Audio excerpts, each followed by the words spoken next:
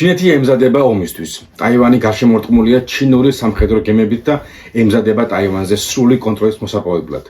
თავის მხრივ ტაივანი ემზადება წინააღმდეგობის გასაწევად და ჩინური გეგმების ჩასაშლელად. მათ შორის ემზადება ჩინური გემების ჩასაძირად, აშშ-ის სამხედრო ძალებთან ერთად ან მათ გარეშე. ჩინეთსა და ტაივანს შორის შესაძლო გარდაუვალი სამხედრო დაპირისპირება არ არის მხოლოდ ამ ორ ქვეყანას შორის გასარკვევი ამბავი, არამედ ამ ამბავში პირდაპირ თუ ირიბად ჩართულია თითქმის მთელი სამყარო. კერძოდ ჩინეთი, ტაივანი, იაპონია, აშშ, ფილიპინები, ინდოეთი, ავსტრალია, სამხრეთ კორეა და ასე შემდეგ. აქვე გეტყვით, რომ ჩემი ვიდეოების სპონსორი არის შენსანდო ხელოსანი და შენსანდო ავიჩი. გამოიწერე ჩემი არხით თუ ჯერ კიდევ გამოწერილი არ გაქვს ჩემი მეტი мотивაციისთვის და ბევრად უკეთესი ვიდეოების გადასაღებად. ჩინეთსა და ტაივანს შორის რაიმე სახის მოლაპარაკების მოლოდინი არ არსებობს. არსებობს ორი სცენარი ომის დაწყების შემთხვევაში. ჩინეთი მოახერხებს თავისი მიზნის მიღწევას და ტაივანს ჩინეთის შემადგენლობაში ვიხილავთ, ან ტაივანი იმ დონის ზარალს მიაყენებს ჩინეთს, რომ ჩინეთს ოპერაციის გაგრძელება დამატებით პრობლემებს შეუქმნის, რაც შესაძლოა აღარ უღირდეს დროებით მაინც. ან მესამეც, ომში ჩაერთოს აშშ ან იაპონია და ლოკალური ომი გადაიზარდოს მესამე მსოფლიო ომში. ტაივანი არის ერთ-ერთი ის სივრცე, სადაც აშშ და ჩინეთი ერთმანეთს უპირისპირდებიან. აშშ მხარს უჭერს ტაივანს, თუმცა მისი დამოუკიდებლობა ჯერ კიდევ არ უღიარებია. მხარს უჭერს ტაივანში არსებულ დემოკრატიას და ამარაგებს მას ლეტალური იარაღით. ტაივანი არის საშუალება აშშ-მ აკონტროლოს და შეაკავოს ჩინეთის ექსპანსია. აკონტროლოს ზღვაზე გზები და არ მისცეს ჩინეთს საშუალება მიაღწიოს თავის მიზნებს, ნაწილს მაინც ყოველ შემთხვევაში. ტაივანის გეოგრაფიული ადგილმდებარეობა პოლიტიკური და ეკონომიკური თვალსაზრისით ძალიან მნიშვნელოვანია. მისი მოსახლეობა 23 მილიონი ადამიანია. ყველა პროპაგანდისტურ ვიდეოში, რომელსაც ჩინეთი სამხედროების მონაწილეობით ამზადებს, მუდამ ხაზს უსვამს იმ ფაქტს, რომ თუ საჭირო გახდება სამხედრო ძალასაც ჩართავს, რათა ტაივანი კვლავ ჩინეთის იურისდიქციის ქვეშ მოაქციოს. მოდით მოკლედ მივიხილოთ წინარე ისტორია. 1911 წელია. შინჰაის რევოლუცია დაიწყო ქალაქ ვუჰანიდან. სუნ იატ სენი აუჯანყდა ჩინეთის იმპერატორს, რომლის დინასტია ჩინეთს 300 წელზე მეტია მართავდა. აღნიშნულ რევოლუციას შემდგომში ეწოდა თანამედროვე ჩინეთის მამა. ჩინეთის რესურსებს იმ დროისთვის ევროპელები და იაპონელები იყოფდნენ. ხალხი გრძნობდა, რომ მონარქიას დიდი დრო აღარ ეწერა და სურდათ საკუთარი რესურსები და ქვეყანა თვითონ ემართათ. სურდათ ყველა მოწინააღმდეგისთვის კონკურენცია გაეწიათ და სამ მთავარ პრინციპზე აიგოთ მომავალი: დემოკრატია, ნაციონალიზმი და საზოგადოებრივი სიკეთეები. რევოლუციონერ სუნის სხვა მცდელობები არ გამართლდა, თუმცა ვუჰანში წამოწყებულმა რევოლუციამ შედეგი გამოიღო. ვუჰანში მიღწეული წარმატების შემდეგ მის გზას სხვებით შეუერთდნენ. რევოლუციის საზღვრები გაიზარდა და 1912 წლის 1 იანვარს მან ჩინეთის რესპუბლიკის დაარსება გამოაცხადა. სუნს ჩინეთის გარკვეული ნაწილი დაკავებული აქვს, თუმცა ბეიჯინგში იმპერატორია, კლავ, რომელიც ემზადება სუნთან დასაპირისპირებლად. იმპერატორის მთავარი გენერალი იან შიკაი აწარმოებს მოლაპარაკებებს სუნთან და ითხოვს მის მხარეს გადასვლის შემთხვევაში გახდეს პრეზიდენტი, რაზეც სუნი თანხმობას აცხადებს. 1912 წლის თებერვალში იმპერატორი გადადგა ტახტიდან, რითაც 20 საუკუნოვანი მონარქიული მმართველობა ჩინეთში დასრულდა. 1921 წელს დაარსდა ჩინეთის კომუნისტური პარტია და მასთან არსებობდა სუნის პარტიაც, რომელიც მეტად ნაციონალისტური იდეებით გამოირჩეოდა. მათ გაერთიანება მოუწიათ, რათა ჩინეთს ყოლოდა ერთიანი ძლიერი არმია ქვეყნის გაერთიანების მიზნით, თუმცა მალევე ეს ორი მხარე ერთმანეთს დაუპირისპირდა, რის შედეგადაც დაიწყო ჩინეთის სამოქალაქო ომი. დიდ და მნიშვნელოვან ქალაქებს ნაციონალისტები აკონტროლებდნენ, თუმცა კომუნისტები პარტიზანული ბრძოლებით იჩენდნენ თავს. დასაწყისში მათი თანაფარდობა ასეთი იყო: კომუნისტების ჯარის რაოდენობა იყო 20,000 ადამიანისგან შემდგარი, ხოლო ნაციონალისტები 1 მილიონ ჯარისკაცს ითვლიდნენ. კომუნისტები თითქმის სრულად ამოწყვიტეს, თუმცა ამავე პერიოდში იაპონია იწყებს ჩინეთის წინააღმდეგ მოქმედებას, რითაც ეს ორი დაპირისპირებული მხარე კვლავ ერთიანდება და მაო ძედუნის დარჩენილი ხალხი კვლავ ახერხებს თავის გადარჩენას. აშშ-ის ჩარევის შემდეგ იაპონია მარცხდება, ტოვებს ჩინეთს, ტაივანს და ჩინეთის ნაწილს იკავებს საბჭოთა კავშირი, მაო ძედუნის მოკავშირე ხალხი. ნაციონალისტების პოზიციები სწრაფად სუსტდება და ხალხის სრული მხარდაჭერა გადადის კომუნისტების მხარეს. იხიბლება ხალხი მარქსიზმ-ლენინიზმის იდეებით და უჯანყდება ნაციონალისტებს. ნაციონალისტები დამარცხდნენ, კომუნისტებმა საბჭოთა კავშირის დახმარებით იმარჯვეს. ამჯერად 1959 წელს მაო ძედუნმა გამოაცხადა ჩინეთის სახალხო რესპუბლიკის დაარსება. ამ მომენტისთვის ნაციონალისტები გადავიდნენ ტაივანზე, იმ ერთადერთ ტერიტორიაზე, რომელსაც აკონტროლებდნენ. ოფიციალურად სამოქალაქო ომი დღემდე დასრულებული არ არის. რადგან ორივე მხარე მიიჩნევს თავს მთავარ და ერთადერთ ჩინეთად. თუმცა ამ ეტაპამდე არც ერთ ძალას ჰქონდა შესაძლებლობა ბოლომდე გაინადგურებინა მეორე. სწორედ ამიტომ არის ეს ორი მხარე ასე დაპირისპირებული უკვე ამდენი ხანია. აქვე ვთქვათ, რომ 1895 წელს იაპონიამ დაიკავა ტაივანი და მის კოლონიად აქცია.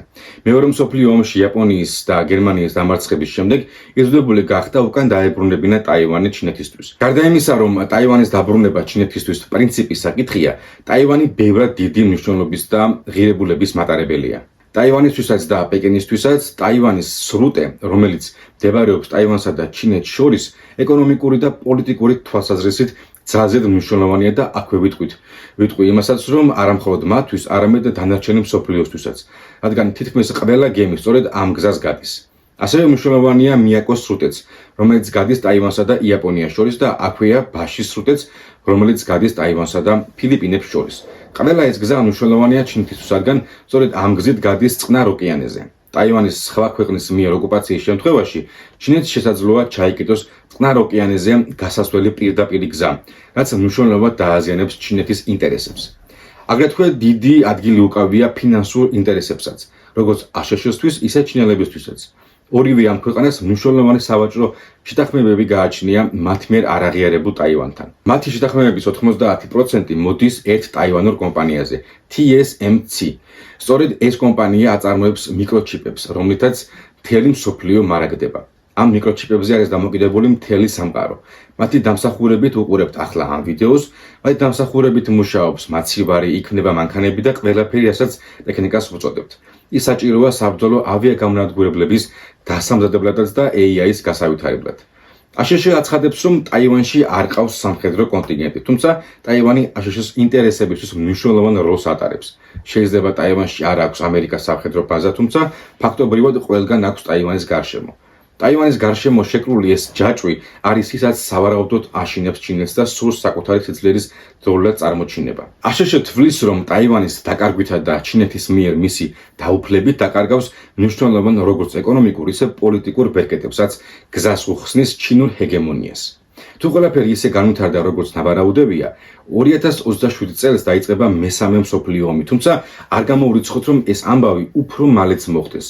შესაძლოა ერთხელაც ერთი გემი გაჩერდეს იქ სათევზაოდ, სადაც არ არის მისი ადგილი. შესაძლოა რომელიმე რაკეტა გაფრინდეს იქ, სადაც არ უნდა გაფრენილიყო. შესაძლოა პრინცი ფერდინანდი ისევ მოკლან და დაიწყოს თავდავიწყება. აშშ ცნობს ჩინეთის ტერიტორიულ მთლიანობას, თუმცა ტაივანს ეხმარება ყველა შესაძლო გზით, რათა საკუთარი თავის დაცვა შეძლოს და აშშ-მაც საკუთარი ინტერესები გაატაროს. მსოფლიო აღიარებს ერთ ჩინეთს და სწორედ ამიტომ არ ცნობენ ტაივანის დამოუკიდებლობას, მაგრამ მაშინ რაღაცა აქვს ტაივანს ამერიკის ასეთი ძლიერი მხარდაჭერა. ჩინეთის სამოქალაქო ომის შემდეგ აშშ ხედავდა ერთ ჩინეთს, არა კომუნისტურს, არამედ დემოკრატიულს, ტაივანის სახით. ურთიერთთანამშრომლობის პაქტის გააფორმეს, თუმცა სიტუაცია 70-იან წლებში შეიცვალა. ამერიკა ჩინეთთან დაახლოების მიზნით ხურავს ტაივანში არსებულ აშშ-ის საელჩოს და გაყავს დისლოცირებული ჯარი. თუმცა ფორმალურად რჩება ტაივანში, ტაივანის ამერიკის ინსტიტუტის ქოლგის ქვეშ. ტაივანი ასეთ გაურკვევლობაში ათწლეულებია, თუმცა ამ პერიოდში მოახერხა და ნაციონალისტური ავტოკრატიიდან ერთ-ერთი ყველაზე ძლიერი დემოკრატიული სახელმწიფო ჩამოაყალიბა მთელს რეგიონში. ტაივანმა აირჩია დასავლური ცხოვრების სტილი, დემოკრატია და ადამიანის უფლებები, ხოლო ჩინეთი სრულად სხვა რეალობაა მათთვის. სინძიპინისთვის ტაივანის დაბრუნება ყველაფერს ნიშნავს. ის ამ ნაბიჯით გამორჩეულ ადგილს დაიკავებს მსოფლიო ისტორიაში. პუტინის მსგავსად, ისიც მსგავსი განიდების მანიით არის შეპყრობილი და ვნახოთ როგორ და რას იზავს. ფაქტია, სინძიპინი რუსეთზე უკეთ არის მომზადებული, ისევე როგორც ტაივანი უფრო ძლიერად გამოიყურება, ვიდრე უკრაინა გამოიყურებოდა 2022 წელს. გარდა ამ ყველაფრისა, აშშ იცავს თავის მოკავშირეებსა და თავის გავლენის სფეროებსაც, რადგან თუ ერთ დემოკრატიას ჩაახშობენ ძალის მეშვეობით, იგივე ელის ყველას ყველგან. თუ დაეცა ტაივანი, დაეცემა სამხრეთ კორეა, იაპონია, ფილიპინები და სხვა დასავლურ სამყაროსთან მოკავშირეობაში მყოფი ქვეყნები. არის შანსი კვლავ ავტოკრატიამ და დიქტატურამ მოიცვას მთელი სამყარო, როგორც ეს უწინ ხდებოდა. 25 წლის დასაწყისში ამერიკელი და ფილიპინელი სამხედროები ერთობლივ ცდებს ატარებენ. ამერიკა ითხოვს თავის ბაზებზე დაშვებას, რასაც იღებს კიდეც. ჩინეთი ემზადება და ზრდის თავის შეიარაღებას. ომი ახლოვდება. ჩინეთი ემზადება გაარღვიოს ის ჯაჭვი, რომელიც აშშ-ს აქვს შექმნილი. ჩინეთი ცდილობს ჩაკეტოს ყველა გზა, რათა აშშ-მ ვერ შეძლოს თავისი პარტნიორების დახმარება იმ შემთხვევაში თუ ისინი დაუპირისპირდებიან ჩინეთს. ჩინეთი დღეს ბევრად ძლიერია. არმია დიდი ყავს და საბრძოლო ტექნიკაც. მას რატომ ვერ მოახერხა აქამდე ტაივანის დაკავება და 100 წლიანი კონფლიქტის სრულად დასრულება? ტაივანი მჭიდრო კავშირშია აშშ-სთან. ეხმარება აშშ საბრძოლო მასალებით, რათა საკუთარი თავის დაცვა შეძლოს ტაივანმა. ეს არის ერთ-ერთი მთავარი მიზეზი თუ რატომაც ან ვერ ასრულებს ჩინეთი თავის საქმეს. მათ ტაივანთან დაპირისპირება არ ეშინიათ. ისინი ერიდებიან ამერიკასთან ღია დაპირისპირებას. აქ გეტყვით, რომ ჩემი ვიდეოების სპონსორი არის შენი სანდო ხელოსანი და შენი სანდო ავიჩი. გამოიწერე ჩემი არხი თუ ჯერ კიდევ გამოწერილი არ გაქვს ჩემი მეტი мотивაციისთვის და ბევრად უკეთესი ვიდეოების გადასაღებად.